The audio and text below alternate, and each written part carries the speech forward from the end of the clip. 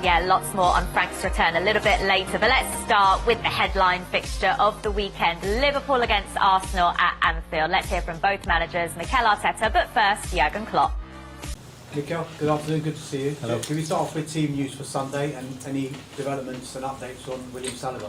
No, no real changes in the rest of the players that were still injured. We have some hope with one of them. Tomorrow maybe he's able to train, but we have to see. And that is? I'm not going to tell you. 9 games to go, it's the business end now of this title race. Are you genuinely able to enjoy it? And can you switch off? And do you switch off? We do enjoy it, we have to enjoy it, and we really need to embrace the moment and go for it. And the team is full of enthusiasm and positivity, and we know that we have a big challenge, but it's a big opportunity to go to Anfield and do something that we haven't done for many years, and that's what is driving the team in the last few days. Mikel, I want to take you back to the corresponding fixture last season, and that documentary showed how you approached and prepared your players for that game by the "You'll Never Walk Alone" music at the training ground. Can you give us an insight into how you prepared this time? Have you done anything special that you can tell us about? For us, it's something normal. We prepare every game in a different way, and we prepare the context, we prepare the team mentally, we prepare the scenario that we're going to be playing for, and that day we decided to do that. Last couple from me. The last league game at Anfield, it got a little bit feisty with you and Jurgen Klopp on the sidelines. That's football.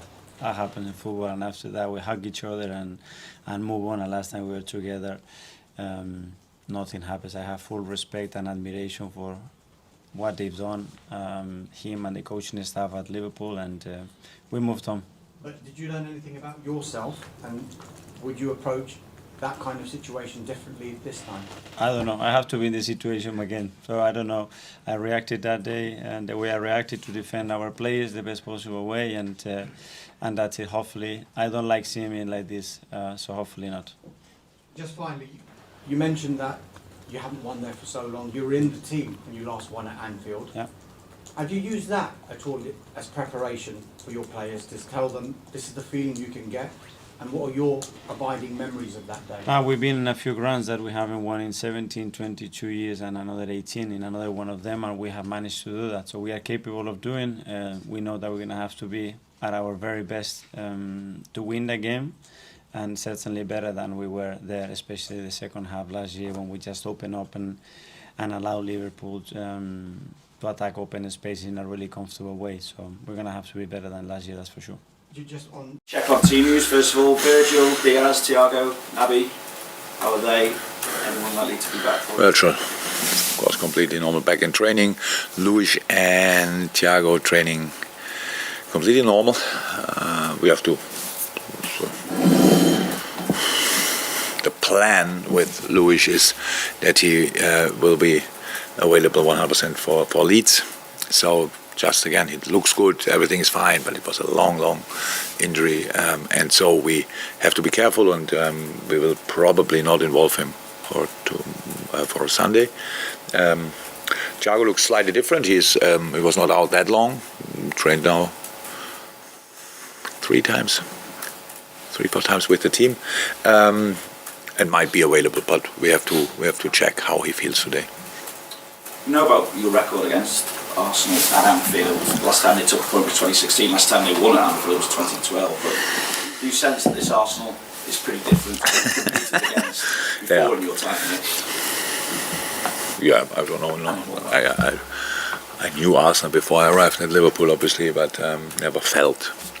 Oh, yes, I did actually in the Champions League, right, with Dortmund. So yeah, it's obviously different team, clear. Mikel is building this team for a few years now, and obviously the outcome is pretty impressive. The way they play is fun to watch, to be honest. It's super lively, really good football, top players on the pitch, good match plans. So yeah, good. I know. It's not exactly what you can say about us in a moment, so that shows you what is the situation. But at least for a while. We can mention again. It's still it's Anfield, so we are at home, and we still have to show reaction after reaction after reaction. We have to and improvement, and that's what we will absolutely try on Sunday. It is a huge game for both sides. Psychologically, though, as we saw right at the top of the show, Anfield is a place where Arsenal haven't got the best results in recent years, Izzy. Psychologically, as players, will they go to Anfield fearing Liverpool, even though Liverpool aren't in the best form right now? Oh, that's an excellent question, because we've seen in the past that Mikel Arteta has prepared his team to play Anfield by putting the Anfield noise and You'll Never Walk Alone on the speakers at the training ground to try and make the players sort of accustomed to the atmosphere at Anfield. But I tell you what, it's one thing preparing for it, but it's another thing being there. And the atmosphere, when it generates inside that stadium, is unbelievable. And that is something which I think the Arsenal players this season will better cope with than in previous years, because I feel like they've all just grown under Arteta's management, and Arteta's grown as well. We've seen he's had some pretty excitable moments on the touchline at Anfield, hasn't he? Let's say the least, with Jurgen Klopp. And I just feel like he's definitely matured since then, and he'll be ready for it tomorrow. Yeah, I mean, these are just some of the goals that we've seen Liverpool put past Arsenal in the last few years, Sam. What do you think we can expect from them tomorrow? Do you expect this to completely reverse? From Liverpool? Yeah, I do expect it to reverse. I think Arsenal will be too good. In terms of like the atmosphere and dealing with it once you're there versus preparing for it, I'm wary of making everything I talk about City reference, but I've been at Anfield for big games against City, and Gary Neville always says, you've got to ride out the first 20 minutes. And if you do, and City do that by keeping the ball and keeping Liverpool at arm's length, it does quieten the crowd down. And also, I think the crowd will be going in. They might be whipped up at the start, but I think with the whole situation around Liverpool at the moment, there's not that bite in there like it would be if it were a challenging game against City. So I think if Arsenal go, they start well against a team that aren't really at their standard, well, they're nowhere near their own standards. The fans are a bit unsure. But I think within 15, 20 minutes, you could see Arsenal bossing it, and then Arsenal rack up the goals from there. I don't know about rack up the goals. I'm not saying they'll get 3 or 4, although maybe in the predictions I did say they'd get 3. But I think Arsenal have really grown, and obviously Liverpool have dropped off quite a bit. And if you put those two things together, I can only see Arsenal doing it. The only thing is, though, is that we've seen Liverpool this season, as Sam said, not being anywhere near their best. That's clear to see. They're 8th in the table as things stand, and obviously Arsenal are top. But when Liverpool haven't been at their best, they've still put 7 past Manchester United just a few weeks ago. So I'm not comparing Arsenal to Manchester United, but they clearly have the ability to turn it on for certain games. Yeah, they do. That's right. And I think that what I'm seeing from this Liverpool side this season especially is just inconsistency. Like I said, they've put 7 past United, but they're failing to pick up points elsewhere. And I just think the midfield has changed for Liverpool. I'm a midfielder myself, and analyse the midfield a lot when I'm watching football.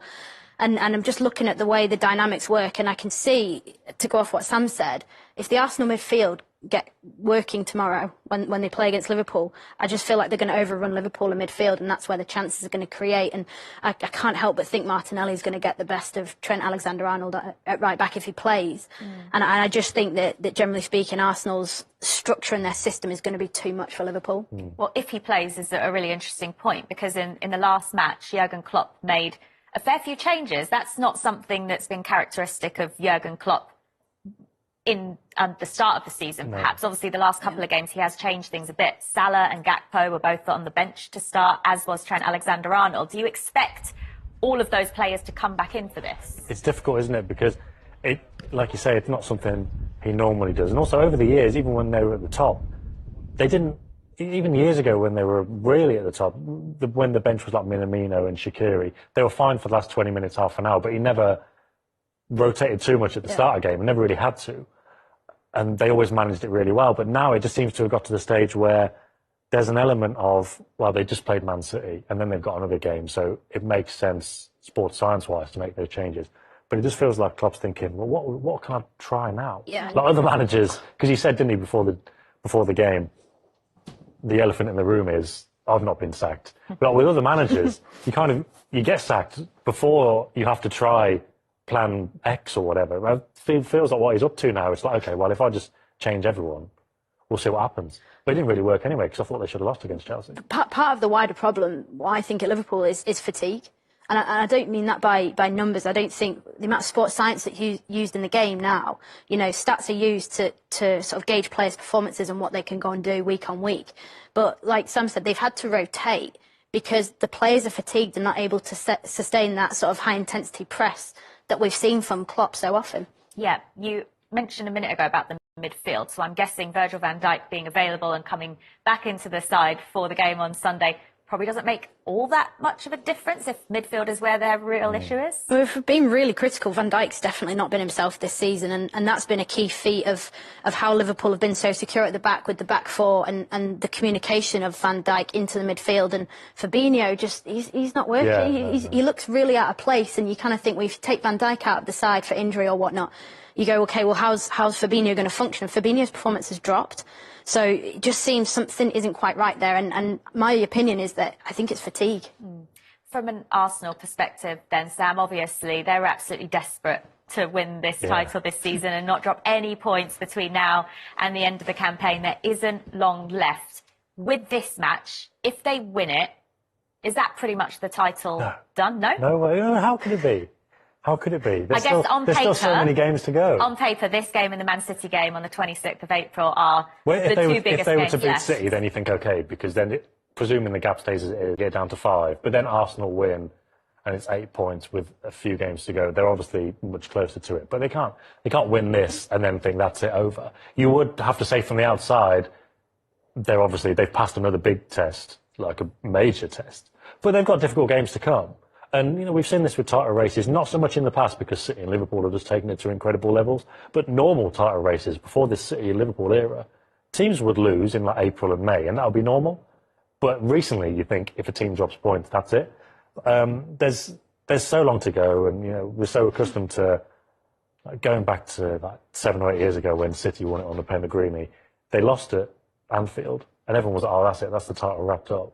Because that was like middle of April. And then obviously the Gerrard slip happened and all that kind of stuff. Mad stuff happens in title races. Well, aside from the fact that we've seen Manchester City do it before, let's just park that for a second because we're going to come on and talk about Man City in a minute.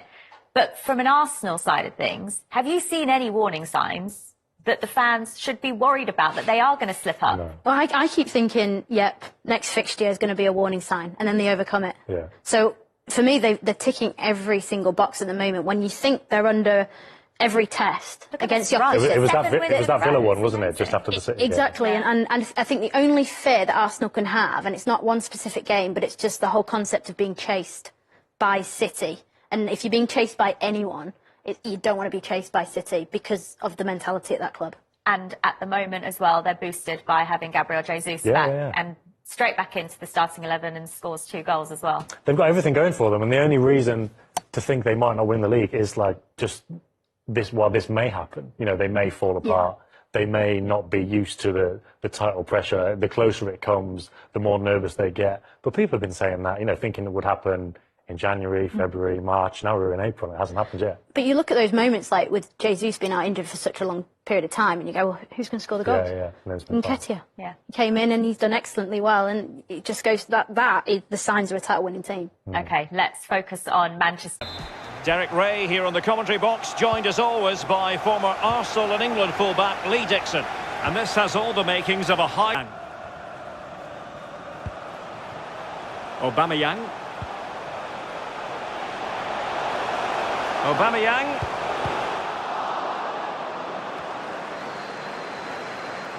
This attack looks high. Chances on. Oh, a moment of pure class! Had to catch it perfectly, and didn't he just?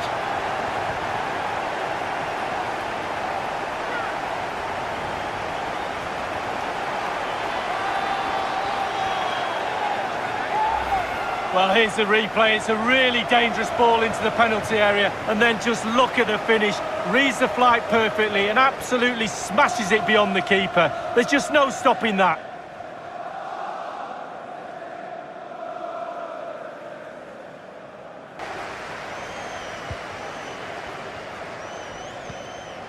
Martin Ødegaard.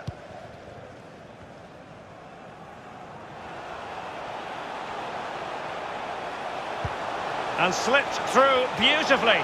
He might be able to make it through. The goal from Aubameyang, such a prolific scorer.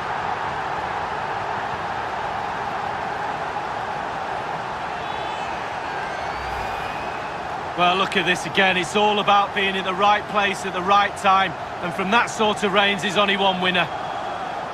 Slightly different vantage point in terms of the goal that was scored.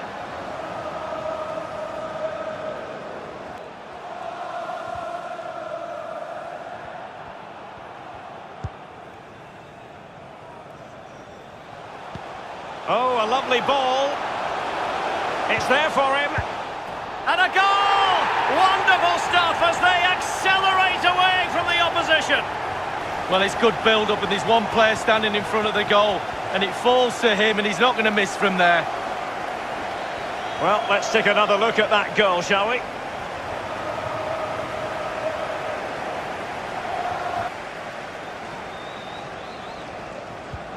Really good high press. Mbappe. Now Neymar.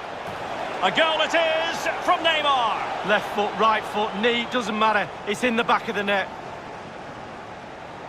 Well, it's really top-class play. Huge amount of work on the training ground in order to drill a team to be this capable of carrying out pressing football like this. Top draw.